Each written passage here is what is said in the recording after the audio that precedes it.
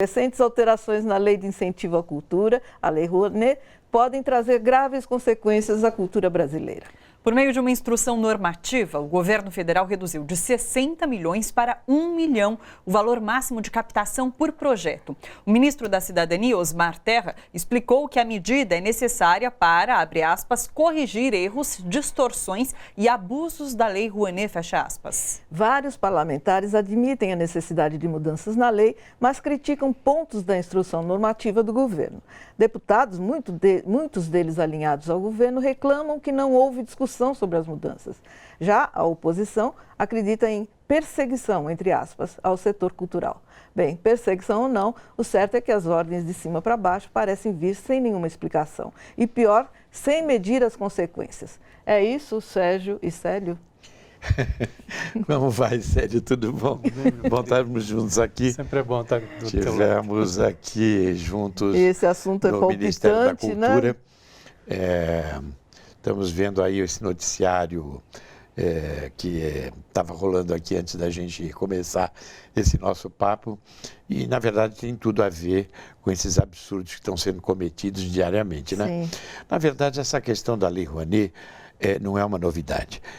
A Lei Rouanet foi uma lei que foi instituída logo depois da extinção do Ministério da Cultura pelo governo Collor. Então, ela veio um pouco no rastro aqui da Lei Mendonça, aqui em São Paulo, que era uma possibilidade que a gente estava levantando de financiamento da cultura fora do orçamento direto. E a Lei Rouanet, do jeito que ela foi criada, ainda acho que foi no governo do Collor e depois institucionalizada no governo do Itamar, mas realmente operacional a partir do governo Fernando Henrique, que fez toda a política de governo dele através da Lei Rouanet, porque os recursos diretos do orçamento eram absolutamente incipientes. Quando nós chegamos em 2003 ao governo, em Brasília, os recursos para a cultura no orçamento direto eram menores do que o orçamento da cidade de São Paulo. Eram 200 e poucos milhões. E a Lei Rouanet não chegava a 500 milhões. E absolutamente elitizada e concentrada realmente no Sudeste. Então, o governo Lula, e nós estivemos lá no Ministério, nós fizemos uma ampla discussão, porque o maior clamor era, principalmente dos outros estados e tudo, era de que o governo tomasse providências nesse sentido, das distorções da Lei Rouanet.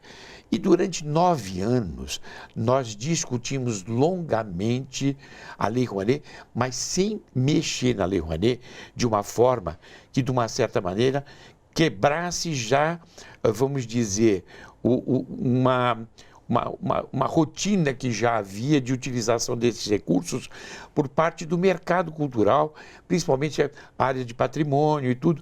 Então, nós discutimos isso com o maior cuidado, com a maior, vamos dizer, atenção. Fomos fazendo instruções normativas a partir dessas discussões e a gente conseguiu, inclusive, corrigir distorções graves da lei. Agora, Sérgio, teve uma CPI, né, da Lei Rouanet, e alguns dizem que não encontraram nada irregular, pelo menos por parte de artistas e produtores. Aliás, eu quero colocar o Célio nessa resposta também.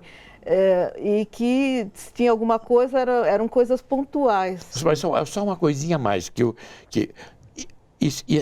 essa discussão, através das 3 grandes conferências que nós fizemos, gerou um projeto que chama-se Procultura, onde realmente essas distorções estariam absolutamente corrigidas e foi enviado para o Congresso. Ou seja, de 1,5 bilhão, 750 milhões já seria um orçamento direto, entendeu? Para a cultura, você não precisaria recorrer ao marketing das empresas. E a outra parte seria justamente, vamos dizer, feita com essa, vamos dizer, através das empresas, sim, mas com uma pontuação para as empresas que oferecessem mais vantagens no sentido da acessibilidade. Então, esse projeto está lá no Congresso. Então, que correção é essa que está sendo feita? Na verdade, o que acontece é um projeto de demolição. Quando a gente diz que não existe, que o Bolsonaro não tem projeto, ele tem projeto. É um projeto de demolição do atual estágio civilizatório do país. E a cultura, ela diz respeito diretamente à civilização, a convívio em sociedade. Por isso os ataques, que vieram de antes do governo, né? Começou primeiro com ataques a exposições em museus, obras de teatro. O Escola Sem Partido é reflexo do que eles chamam da guerra cultural, né? Isso eles têm mantido essa estratégia. As mudanças que ocorreram agora com a Lei Rouanet, elas são praticamente inócuas, mas elas desestruturam o sistema todo de financiamento. E quando elas vêm combinadas com a desestruturação do fim do Ministério da Cultura, a Petrobras, que é uma financiadora pela deixando de financiar. Caixa Econômica Federal, pela Lei Rouanet, né? Caixa Econômica Federal, tudo mais, deixando de financiar. Veja, até o final desse ano, nós vamos ter uma quebra no movimento da cultura muito significativo. Cortes orçamentários também nos estados e municípios, como aqui em São Paulo, onde quase se fechou centenas de unidades do projeto Guri, pelo interior do estado, né? Graças à repercussão negativa, não crianças. Houve uma reversão, mas em financiamento de museus no estado de São Paulo, projetos muito significativos. Os pontos de cultura, como é que estão? Está parado também. Tudo parado. Então, editais que praticamente estão paralisados no país todo. Mesmo a Lei Rouanet, até agora, o Ministério da Cultura não analisou um único projeto ao longo desses meses, esse ano. Então, agora, é uma ação deliberada mesmo de desmonte e destruição. E o que significa a mudança do nome de Lei Rouanet para a Lei de Incentivo à Cultura? Eu acho uma mesclaria, aquela coisa, é como que eles querem fazer também com Bolsa Família, com uma série de questões. Veja, o Paulo Sérgio Rouanet, ele foi ministro da Cultura no governo do Collor. É um diplomata, um intelectual respeitado, refinado, e acaba um país que ele vive destruindo seus marcos históricos, independente de concordar ou não. Mesmo quando houve a lei, eu era estava como secretário de Cultura em Campinas, quando houve a Lei Rouanet, né? E eu fui contra essa medida. Em Campinas nós fizemos uma outra lei que era de investimento direto e orçamentário, isso em 92, né? Mas ela está aí, ela também faz parte do processo. Um país ele só pode se desenvolver se ele melhora, se a cada dia um passo é melhor que o outro. E não se ele vai destruindo suas referências, inclusive. Eu queria que vocês explicassem em termos práticos o que significa diminuir a captação de 60 milhões para 1 milhão. Inviabiliza muitas produções. No caso de produção de um teatro musical, uma grande produção teatral, seguramente. Também com cinema. O cinema é mais pela lei do audiovisual, mas ele também capta nessa área. Então, ele cria uma série de problemas e acaba não resolvendo a questão da distribuição. Não é nem mais o teto, porque, na verdade, é o seguinte, tem uma série de exigências que estão sendo feitas para quem concorrer, inclusive, a esse 1 milhão. E tem uma gratuidade de ingressos e tem, vamos dizer, uma série de obrigações que a pessoa que está concorrendo a esse benefício da lei, que praticamente inviabilizam a bilheteria. Ou seja, se a gente cumprir rigorosamente as regras, praticamente o produtor não vai ter bilheteria nenhuma.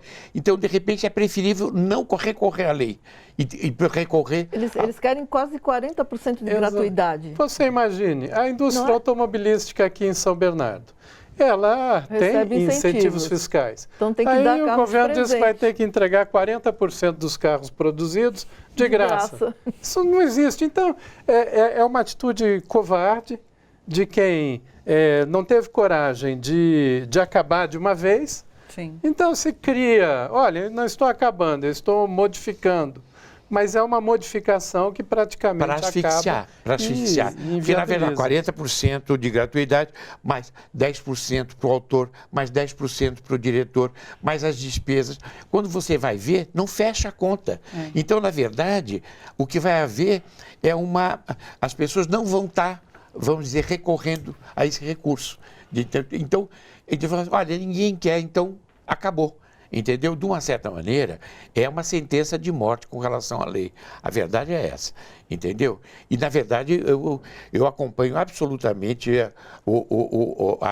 a narrativa aqui do Célio, no sentido de que esse desmonte é proposital. Eu fui presidente da Funarte, então, os critérios da lei e todas as avaliações, eu fui secretário de Música Cênica logo no início do Ministério, a prestação de contas era feita parcialmente, mas era feita, vamos dizer, no sentido, inclusive, de permitir que as pessoas pudessem...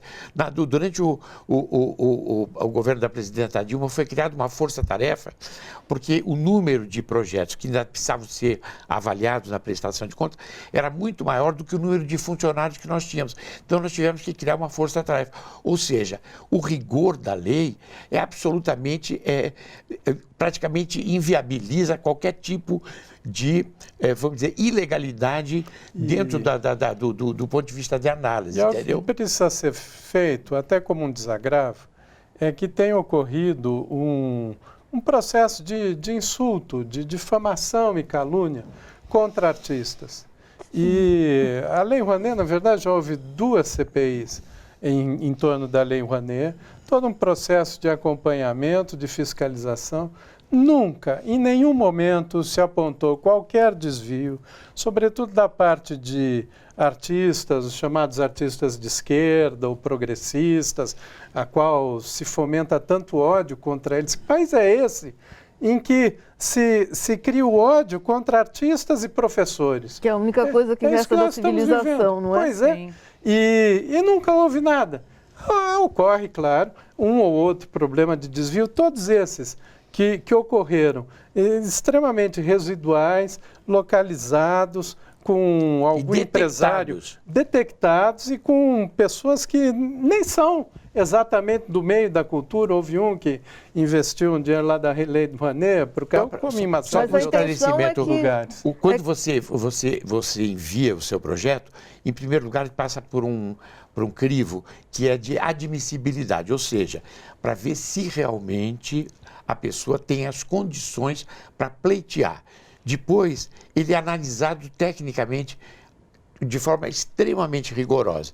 E, finalmente, ele vai ser analisado na CNIC, que é uma comissão que é feita com paritário entre governo e sociedade civil, super representativa. Ou seja, a partir de tudo isso, ou seja, os critérios todos são extremamente rígidos e muito bem avaliados. As discussões, eu acompanhei várias e presidi algumas dessas CNICs, entendeu?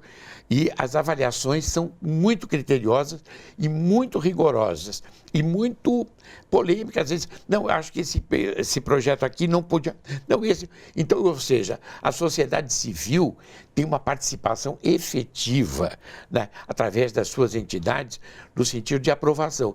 E aí, quando você consegue aprovar, você ainda vai ter que sair em busca do patrocinador. Dos projetos avaliados e beneficiados, vamos dizer, dos 100%, muitas vezes, quando chega a um percentual, apenas 20 e poucos % conseguem viabilizar e captar os recursos. Olha só a dificuldade para você ver que é uma lei rigorosa. Claro, entendeu? A Fernanda Montenegro, nossa grande atriz, eu diria que é uma das personalidades de maior credibilidade nesse país, ela defendeu os artistas no programa do Faustão, entendeu? Ela foi extremamente insultada nas redes, entendeu? Porque ela tomou a defesa dos artistas dizendo exatamente isso que nós estamos dizendo aqui, não somos nós que estávamos dizendo, entendeu? Nós que, de uma certa maneira, pertencemos até ao governo, entendeu? Ou seja, tem todo um envenenamento também, ao ponto de, eu já, de repente, chofer de táxi chega para mim e fala assim, eu já sei, você gosta da Lei Rouanet, você deve ter votado no Lula porque a Lei Rouanet, como se a Lei Rouanet tivesse sido criada no governo Lula. Mas existe uma intenção, né, nesses discursos de ódio do Bolsonaro, que é de criminalizar todos os governos progressistas. Todos. Então, quer dizer, os que o seguem, né, acreditam piamente no que ele fala. Então, se ele diz, não, nós vamos acabar com isso tudo aqui, acabar com a Ancine, com o Embrafilme, com o que quer que seja, porque por trás disso tem a corrupção. E essas pessoas acreditam. E esse é um discurso que não é só aqui do Brasil. Ele está envolvendo processo de regressão civilizatória no mundo, nos coloca na antessala da barbárie. Isso aconteceu em outros momentos da história, veja, nos anos 30, na Alemanha, também era assim, era ataque aos artistas, aos pensadores, queimavam livros, estrangulavam universidades. O que está vendo agora com o corte na educação é o mesmo que houve primeiro com a cultura. Eles começaram com a cultura, que é mais frágil, digamos assim, né? Estrangulando espetáculos de teatro, exposições de museu, depois os recursos, agora eles entram nas universidades, até nas creches e no ensino básico, porque também está havendo corte. Então, embora ele diga que está tirando dinheiro da universidade para financiar o ensino básico. Gente, então, é um projeto mesmo de destruição dessa possibilidade de humanismo. Para quê? Porque a gente vive no faroeste, como agora com essa liberação de armas aí. Quem passou o período da ditadura, entendeu? Que é negado inclusive por esse governo, entendeu? A gente sabe como foi Toffoli, né? O ataque à cultura, porque a cultura é questionadora, entendeu? E a cultura e a educação. É uma caça ao livre pensar, né? É o livre pensamento, entendeu? Você veja que os ataques são muito bem... ele está cumprindo exatamente o programa que ele anunciou. Ele está sendo absolutamente fiel a tudo que ele se propôs, entendeu? E durante a ditadura foi assim, até 69, quando a gente já tinha avançado no sentido, vamos dizer, de uma reação e, vamos dizer, de um amplo segmento da sociedade, já, vamos dizer, absolutamente contra o golpe, entendeu? Eles deram um novo golpe, que foi o ato institucional número 5. E aí a coisa passou no nível das ameaças que culminaram, por exemplo, com o massacre do Roda Viva, entendeu? E as ameaças que nós, artistas, sofríamos durante, principalmente, o final dos anos 60 e o começo dos anos 70, que eram ameaças pessoais, entendeu? Gente, bora fortalecer a TVT? É só clicar em inscrever-se e depois clicar no sininho. Pronto! Assim que pintar notícia nova, você fica sabendo no ato.